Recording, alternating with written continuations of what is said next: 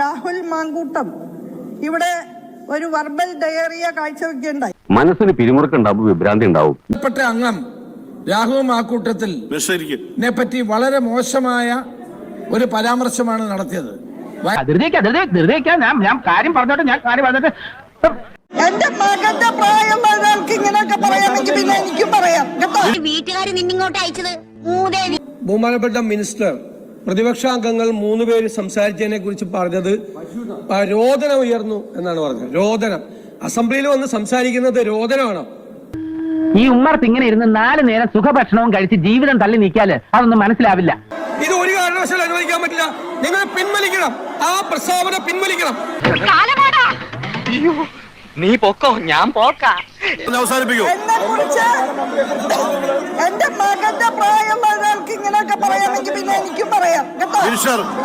എടി, എന്റെ തനി സ്വഭാവം നിനക്കറിയില്ല.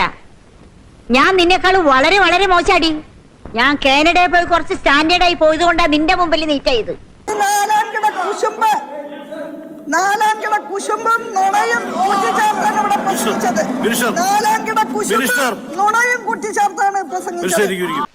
ആഹാ, ഇതൊന്നും ഇതുവരെ എന്റെ അടുത്ത് പറഞ്ഞില്ലല്ലോ. എനിക്ക് സംസാരിക്കാൻ നിങ്ങളൊരു അവസരം ഇതുവരെ തന്നിട്ടില്ലല്ലോ. വിവരക്കേടെ പറയൂ.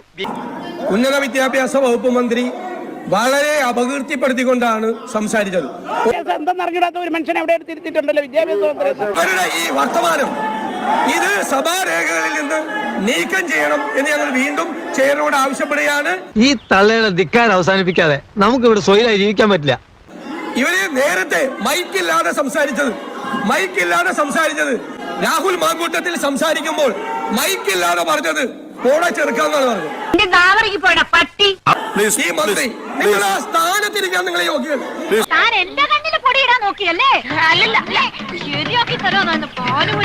ഇങ്ങനെയൊക്കെ പറയാമെങ്കിൽ പിന്നെ എനിക്കും പറയാം കേട്ടോ.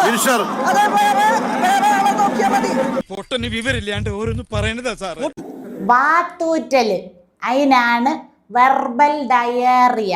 ഉന്നത വിദ്യാഭ്യാസത്തിന്റെ നിലവാരം കാണിക്കണല്ലോ, അതിനായിരിക്കും ഇംഗ്ലീഷിൽ പറഞ്ഞു വെച്ചത്. നാട്ടുകാർക്കൊന്നും മനസ്സിലാവില്ലല്ലോ. അതിന് ബുദ്ധി വേണം, ബുദ്ധി. Please subscribe.